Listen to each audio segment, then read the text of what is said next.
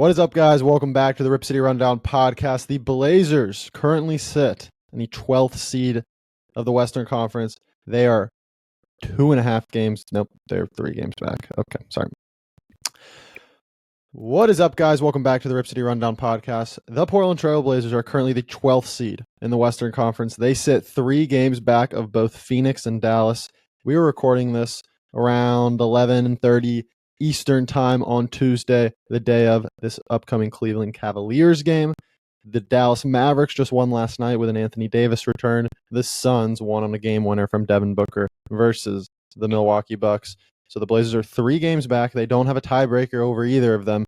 So they have to win 4 more games than both in the final 10 to get a play-in spot. It's still in the realm of possibilities, but it's looking like it might be another lottery year, which, hey, isn't the worst thing in the world. We've been watching a lot of tournament. We might get into some prospects at the end. West, how you doing? It kind of sucks the Blazers are going up against Boston and Cleveland here at the end of the year. And I feel like we just played them at the beginning of March, too. Yeah, it's unfortunate that that's our schedule right now. But the more unfortunate thing to me is that we're officially in no man's land here. It's like I'm sorry, I don't think we're gonna make the plan. I don't think we're gonna win.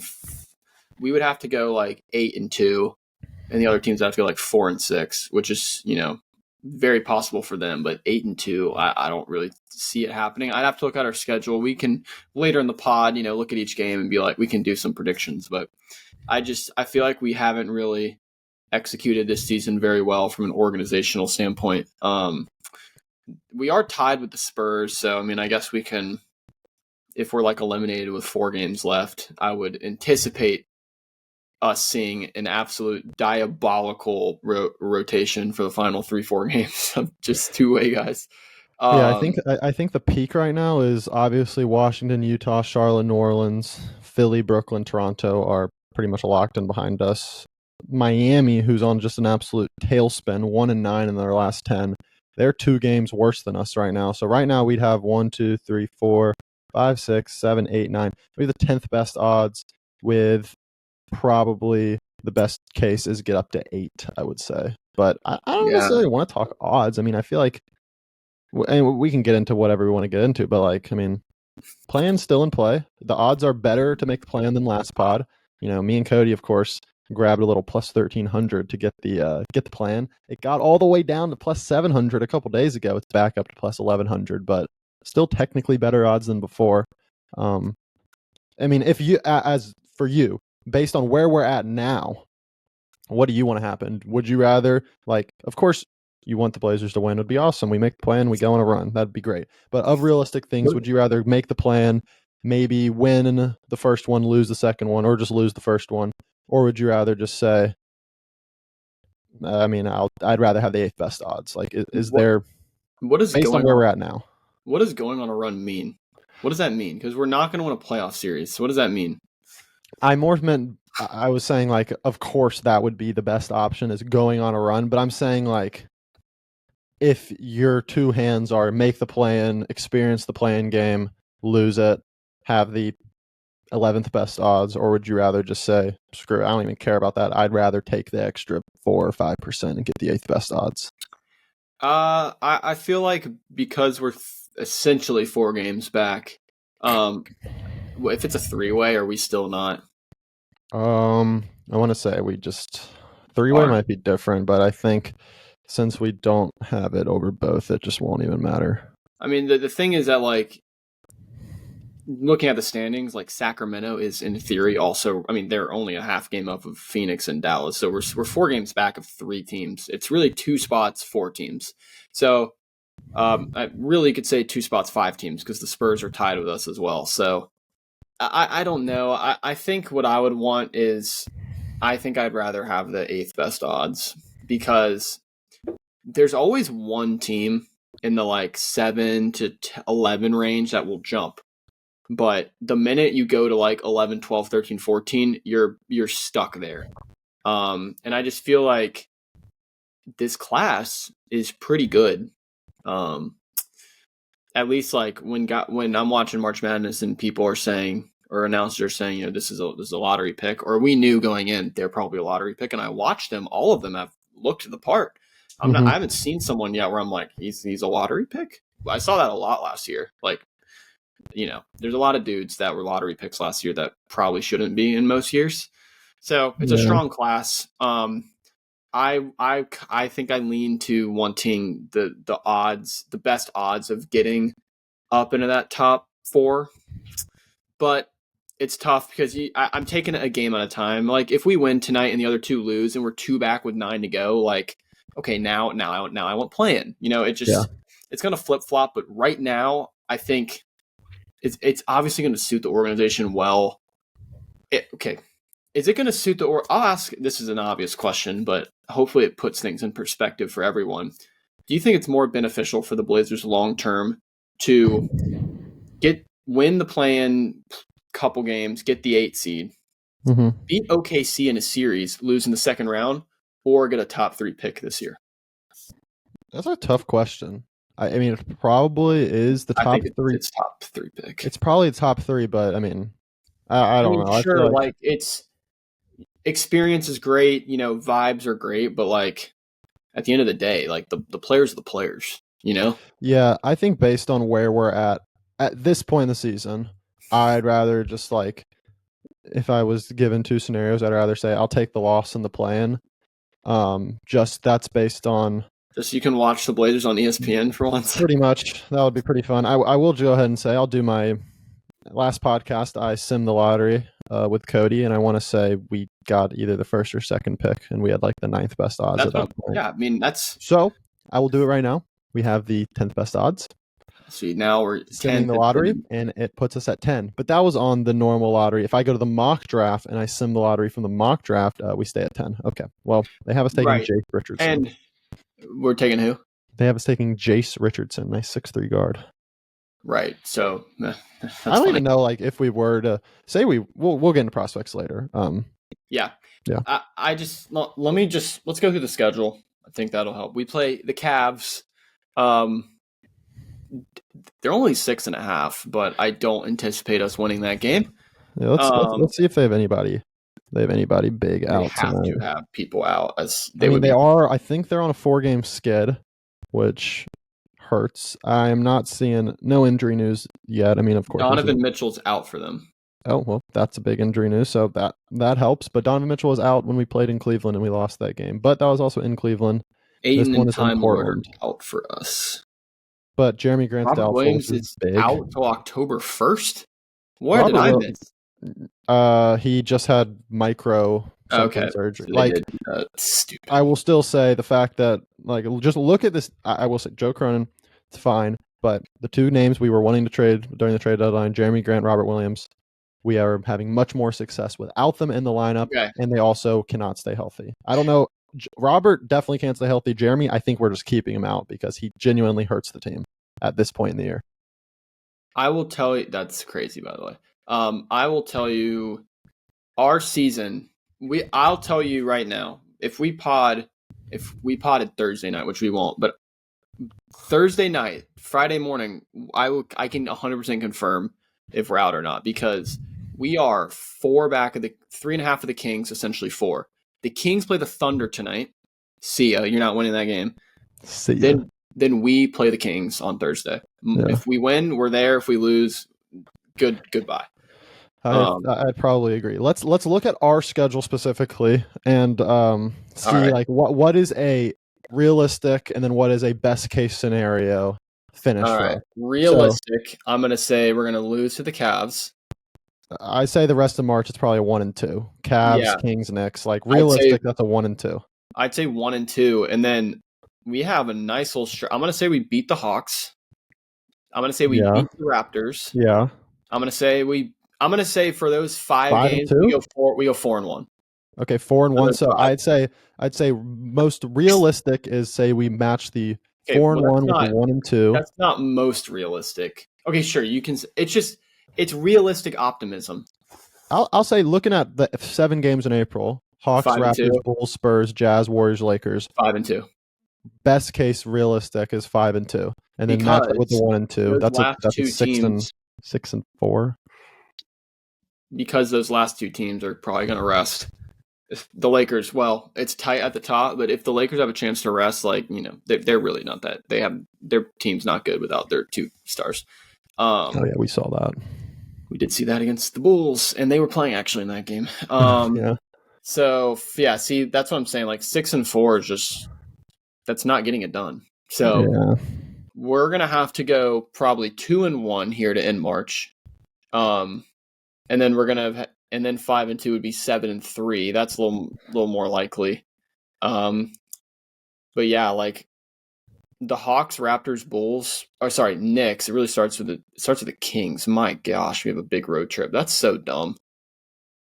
We got a 5-game trip, and then we finished with 3 of 4 at home. So I mean, again, like the Warriors-Lakers games are going to be interesting because they're probably going to mean way more to us than them. I agree, but you could also see a scenario where they're fighting for seeding, just because they're for sure. The 2 through 8 is all interchangeable. Realistically, it's like 3 through 6 is pretty interchangeable. Yeah, so I don't see it happening. I'll just take a peek at Phoenix's schedule. I mean, Phoenix is turning it around right now, but I mean, they've just beat the Cavs and Bucks, so those two just hurt. That's so dumb. But they've got Celtics, Timberwolves, Rockets here to end March. Those could easily be 3 losses. I'm not saying they will be. Easily could be 3 losses. Bucks, then they go Bucks, Celtics, bro. They've got one game where they'll be favored the rest of the way. The Spurs, Suns in play. The Suns are in play. Let's just say that. Dallas. And I'm saying the Kings are in play just because we play them. Dallas plays the Knicks tonight, and they're 10.5-point underdogs. So I'm going to chalk that up as an L. Then they go Magic, Bulls, Nets. Those could be 3 wins, especially with AD back. Those are 3 wins. I'm going to say they're 2-1 there. Yeah. Then they go Hawks, Clips, Lakers, Raptors, Grizz. I say 2. I say the Mavs go 5-5. Are probably looking at 5 more wins, so we need to go 9. So it's going to be the Suns and the Kings, I think. I mean, look, the Kings are going to play the Thunder tonight. I'm going to say they're going to lose. We have to beat them. Okay, so that's 0-2. Then they go at Magic, at Pacers. I mean, those, I'll say they win 1. So they're 1-3. They're going to beat the Wizards and the Hornets. They're 3-3. They're going to lose to the Cavs and Pistons, 3-5. Lose to the Nuggets, 3-6. And then we're going to need them to lose to the Clippers, 3-7. So they have an extra game to play. So we need them. I think we're looking at, if we're the Blazers, we're going to need to win at minimum 7 of our last 10, and most likely 8 or 9. I would say 8-2 gets us in. And that's going to have to start with a 2-1 stretch here of the last 3. And again, we could have the tiebreaker on the Kings for all I know. And let me see. That means if we beat the Kings, we have to catch 2 of them. Actually, no, just one of them. 0-1 versus the Kings. 1-1 versus the Kings. Beat them in the cup. Love that. Beat them in the cup. 1-1 versus Kings. Still 1-1 versus Kings. I mean, this game 2-1 versus Kings. So this game would cement make the it tiebreaker. 2-2, and who knows what the extra tiebreaker is. So yeah, I think Kings are in play. Suns are in play. Mavericks could be a 2-game swing. Do the Mavericks want to be in play though? That's what I'm saying. The fact that AD's back, I thought the Mavericks were guaranteed going to drop. do what they did with Lively. That's what I thought they were going to do. I think they're so embarrassed by this whole situation that they're like, AD just out of just his competitive fire is just like, I have to get back and play. But even with AD back, they're still running random guys big minutes. So sorry. Right now, the Kings are the 9. Dallas is the 10. Are the Suns out right now? I want to say Suns and Mavs are tied. But one of them's technically out. Technically, Dallas is out. So Suns seem to have the tiebreaker. So we have to catch 2 of those 3 teams. Oh man, I'm just looking back. It's like some of these losses just hurt, man. Like that Knicks loss when we were up 2 in OT and McHale hit that game winner. That hurt. Traveled to Brooklyn and back. Yeah, and then we lost to. I mean, we lost to the Cavs in OT, but that was a very technically winnable game. It wasn't a winnable game when we went into it, but we could have ended up winning that one. Those are the only 2 that really hurt out of the last couple. And then Phoenix just winning on a game winner last night doesn't help. Dallas-wise, I mean, they just. I mean, look. Here's Dallas went into that game last night on a 5-game losing streak. So, I mean, Dallas has been doing everything they can for us. Yeah, they really have. Here's the thing for me: a play-in is not going to change the direction of this franchise. A top 3 pick, specifically the number 1 pick, absolutely will. And I feel like when you're building a franchise, especially the small market, and we've talked about this before, you kind of need.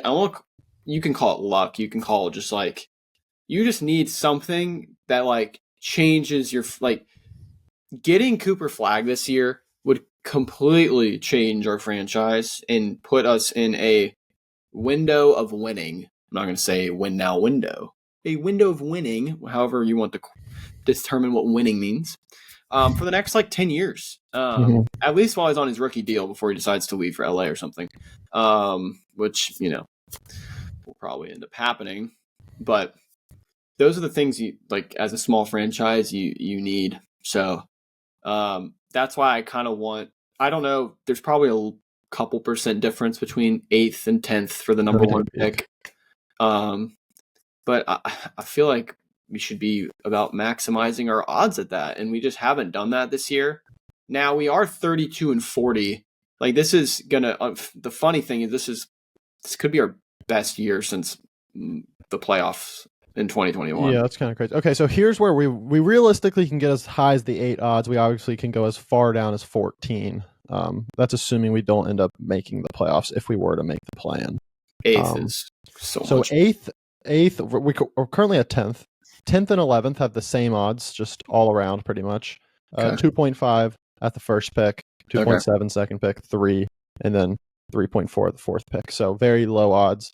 You do get a significant jump if you get up to 8, going from 2.5 to 6%, with 4.5 being the 9th spot. So, I mean, 3 times more likely. 3 times more likely. I know we're talking, of course, like really small chances. And of course, the lottery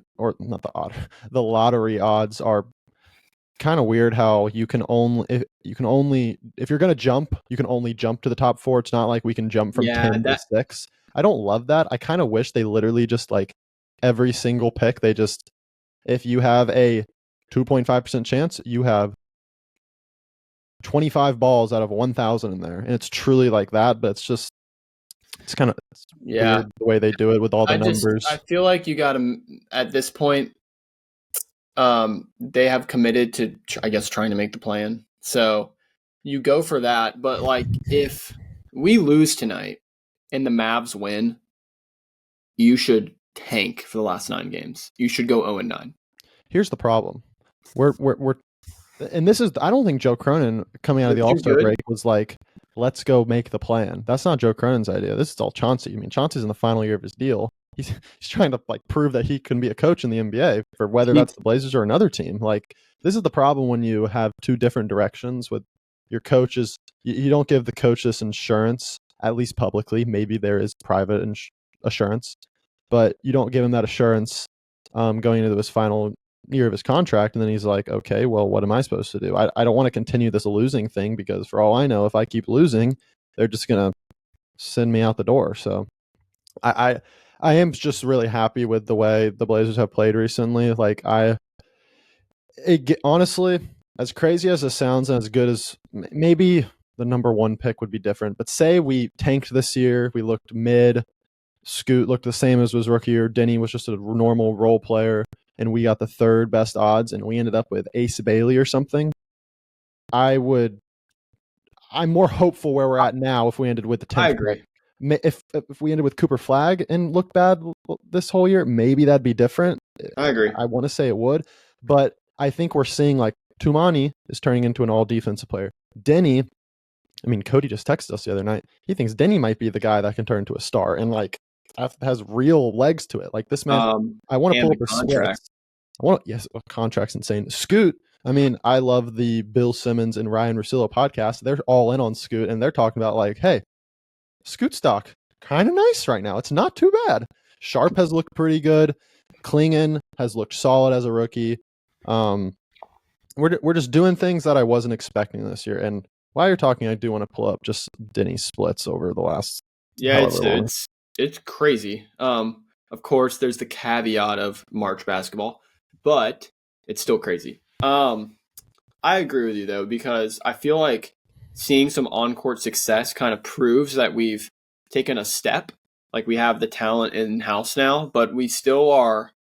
And maybe, like you said, Deni is on a trajectory where he could potentially reach this, or, Scoot starting to figure it out. But I don't know if we have that, like, first option, Western Conference Finals player that we had in Dame. That's fair. Deni since the All-Star break is going 21 a game, 9 rebounds, 5 assists, shooting 50, 40, 78. 51, 45, 78. Okay. That's wild. That is crazy. Yeah, no. Deni, yeah, I mean, great stuff from him. And Tumani too. So it's like, I feel like it is really weird though. I will say this, like, Scoot, Sharp, Tumani, Deni, and Klingon is like, that's a putting the glove on, like, that fits. It's 5 fingers right there. I mean, maybe we're a little small at the 4, but like Tumani can guard 4s. And so I'm very curious with like a Klingon, like year 1 under his belt, Tumani coming at, like, I could see the Blazers. I don't think we have as much talent. We definitely don't have as much just like overall talent as like a Houston. But I think the Blazers are like a candidate for like, wow, they have a winning record halfway through the year, with this young core, because it just makes sense in my head. And the problem is you don't have the alpha scorer. And Jalen Green at this point clears Scoot and Shaden by a good bit. But you got 2 cracks out of there with Scoot and Shaden, like Fred VanVleet's cooked. Yeah. I will say, since January 19th, the Blazers are 19-12. That's probably the longest sustained winning basketball we've had. Yeah. So again, I think that, I think coming into the year, we were told it was a tanking year, and we were told it was like Cooper Flagg's our ticket to winning. And that's true. That stuff is still true. Cooper Flagg is a ticket to winning. But I think because those expectations were set, I think the fan base in general is underestimating like how this team, like, I don't want to say we're complete because we're not, but this team is farther along than we think. So, for example, if we take Derek Queen at 8, like, he could be a great backup 4-5, and like all of a sudden you look up and we're a sustainable 22-17 next year, and you're like, where did that come from? And it's like, well, since January we were good, and like this team is fine. Don't have the depth, don't have the alpha. We either got to develop that, or you hope that the lottery pick, which again, like Cooper Flagg, maybe Cooper Flagg won't even be the alpha scorer. He might be that, like, he'll be an alpha scorer, but he'll be the alpha player. But when you watch him at Duke, it's not like he's this, like, I just don't know if in the NBA, maybe by year 4, Cooper Flagg can for sure do this, but the first couple years at least, like he's not going to be like a LeBron or a Wemby where he immediately comes in and like makes you a winning basketball team. Like, he might do that. I just don't think you can give him the ball in the playoffs and he go create for himself. And I think that's why whenever I'm listening to these big NBA podcasts, they're like, if I want Cooper Flagg to go one place, I mean, they don't specifically say Portland. They're like one of 3 places. They're like Portland, San Antonio, and someone else. I don't know. San Antonio does not deserve it. No, they don't. In real Portland, they have gotten everything. And what's scary is they have 2 lottery picks this year. Yes. Yeah, don't they have the Hawks maybe because of DeJounte? It might be Atlanta's. They have Atlanta, but Atlanta's currently in the playoffs, so that's 16. Oh, because the East is so dog water. I mean, if I'm pulling up the standings, the Blazers, if we were in the Eastern Conference at 32-40, the Blazers would be the 8th seed. So I think it's better that we have to work for it to get in the plan. I'd rather do that. I'd rather truly actually be like at least close to 500 to make the plan and not just be Well, like the Bulls. if we go 8-2, we're 40-42. That's close. I'm telling you, man, I don't. It's crazy just seeing that the fact that the Blazers can beat good teams. That's the thing. It's not like guaranteed loss tonight, guaranteed blowout tonight. Like we beat the Grizzlies. I don't know. They may have not had Ja, but yeah. The crazy thing is that like our team is playing, we'll call it 500 ball since December, since Christmas. But we're now doing it with more.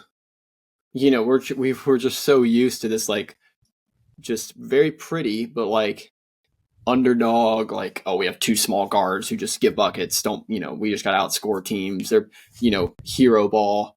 And that, like, Deni and Tumani are, like, already better than Aminu and Harkless. And I don't even think it's close. Yeah, no. And so then that makes you think, like, are Scoot and Shaden, like, that much worse than Dame and CJ? And the answer is yes when it comes to, like, scoring the ball, like, efficiently, unfortunately. But, again, they're so young, and Dame and CJ both came into the league as like upperclassmen. Yeah. So there's time here, is what I'm saying.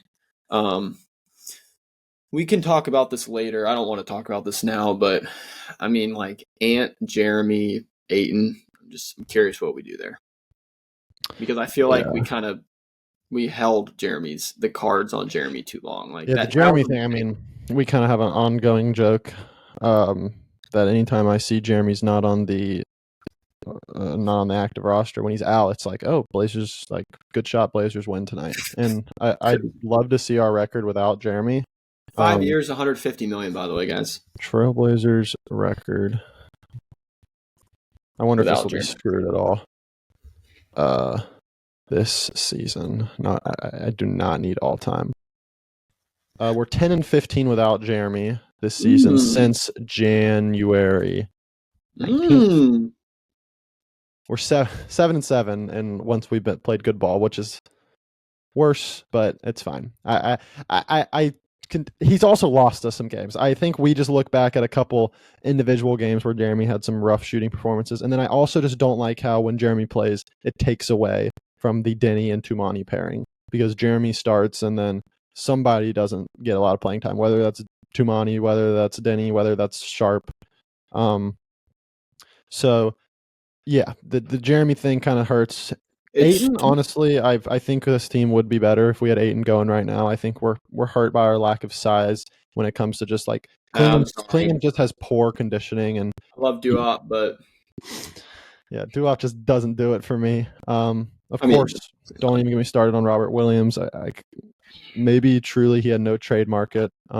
But if that was the case, it's crazy that like for him, his medicals must be so bad for the Lakers to go for Mark Williams. I mean, Mark Williams is better than Robert Williams, but like if that trade's getting rescinded because of Mark Williams' medicals, like imagine Robert Williams trade's gonna get rescinded. Oh my gosh, dude! How many times has he gotten like microscopic clean up the knee surgery? My goodness, too many times. One thing that I was thinking about, I'm just thinking out loud here, is like, let's say we got Flag.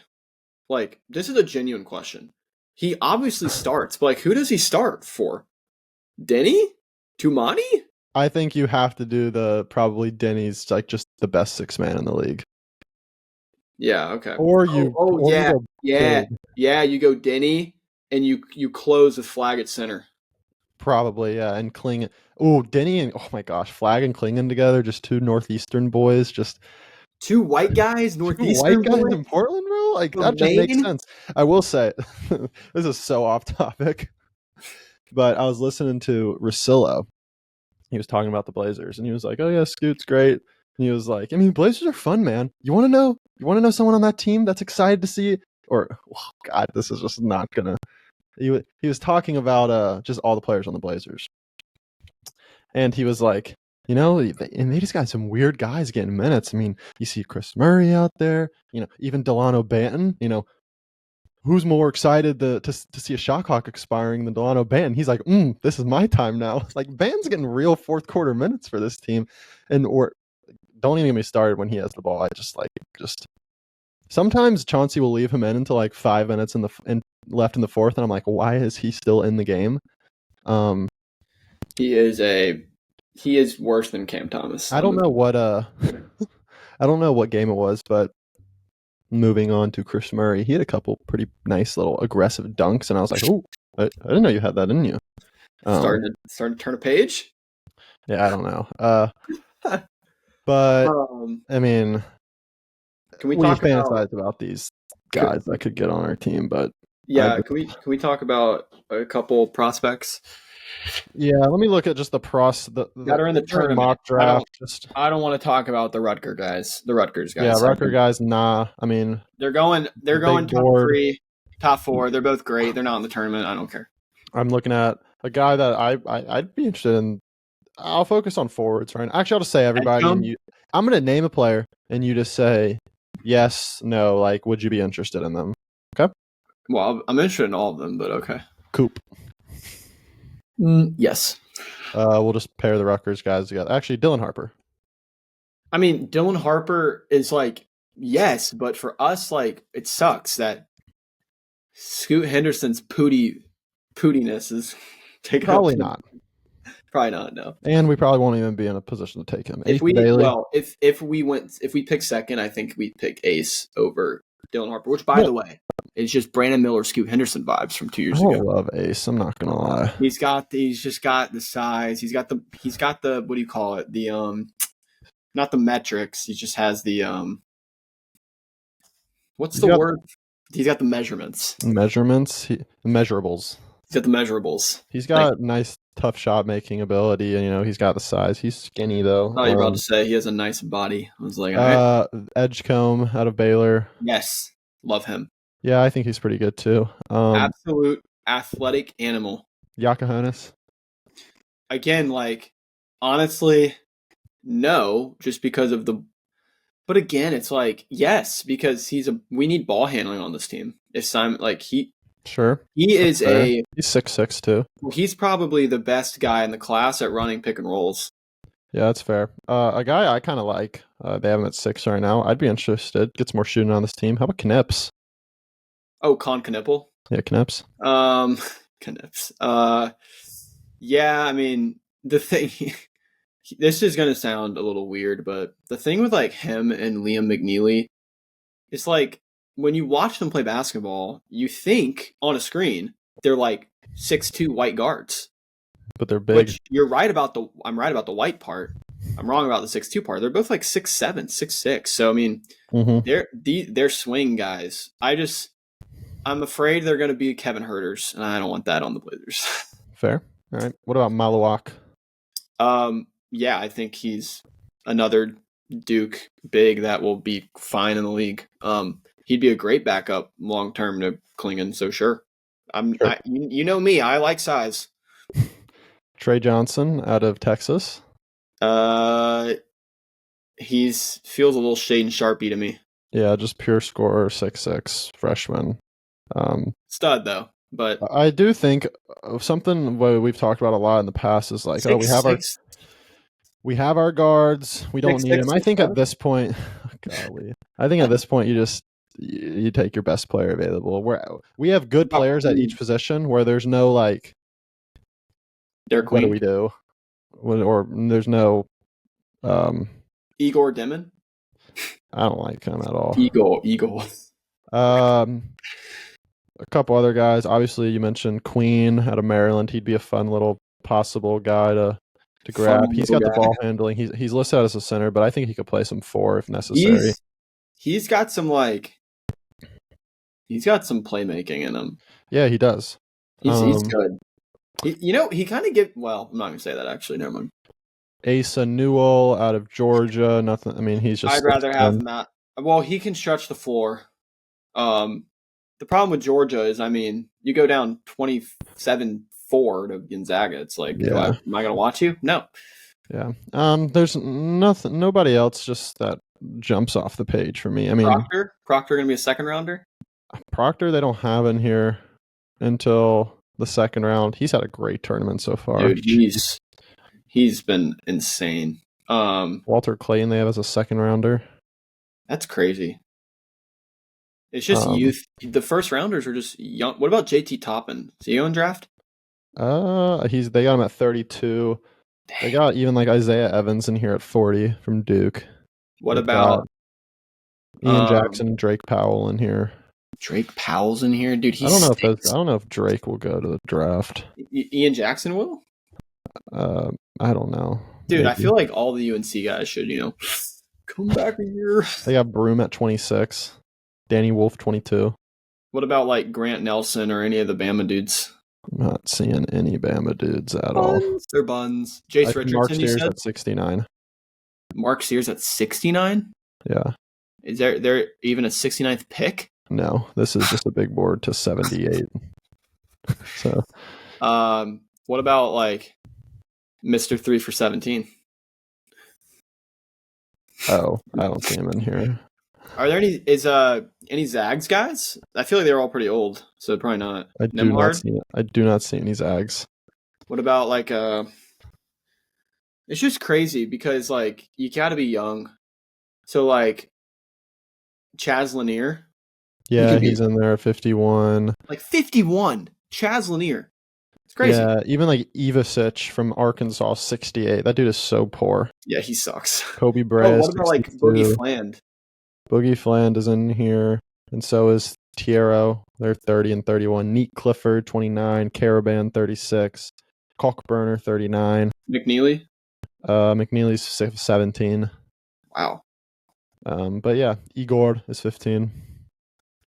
Igor Milicic? Not Milicic, Demon. But hey, none of this could matter. Or it still could, dude. We can make the plan and get the first pick. That's in play. We're so due. We are due for like a jump up. Hey, you know what's cool about the draft though is like let's say jump for Scoot. Let's say we're the eighth pick, right? And they're flipping cards, and the Blazers do not get flipped at eighth. You're like, hold up, because then it's like, isn't it like impossible to be 6 or something or 5? Yeah, we would guarantee top 4. Guaranteed top 4. And honestly, I feel like the top 3 are pretty consistent, but like Edgecombe at 4, give it to me. Yeah, 4 would be a fun spot to be in.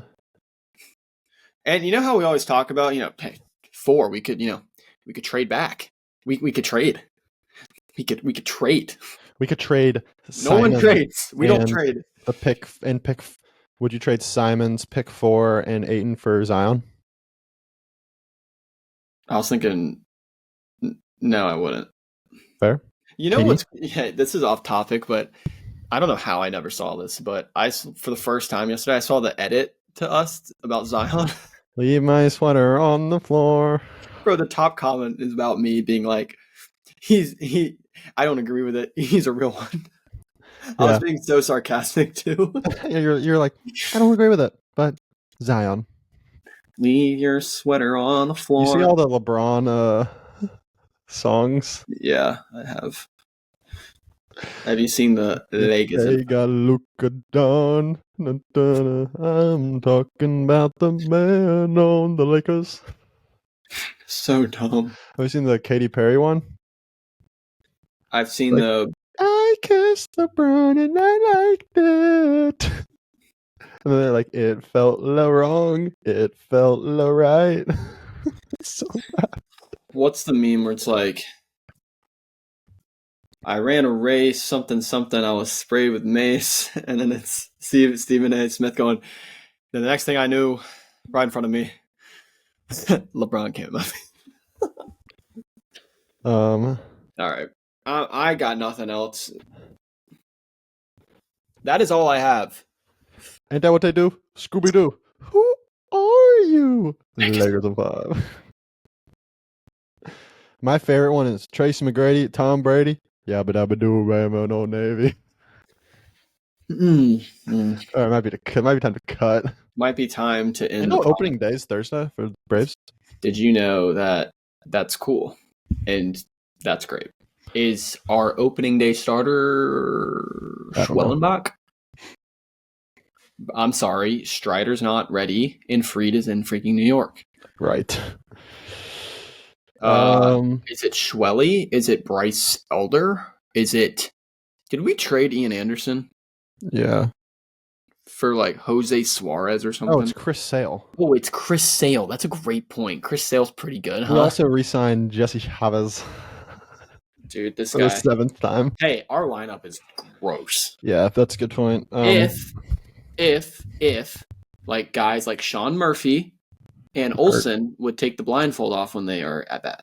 That's a good point. Sean Murphy stinks. All right. So Blazers play tonight against the Cavs. Big game, of course. I think we can all agree we got to go 2-1 in the next 3 to have a shot. And we are actively rooting hard. You got to win tonight For Josh Hart and the Knicks tonight. Hopefully he does some good things for Portland. We will see you guys next episode. We might be pod. If we go 2-1, you might see another pod here soon.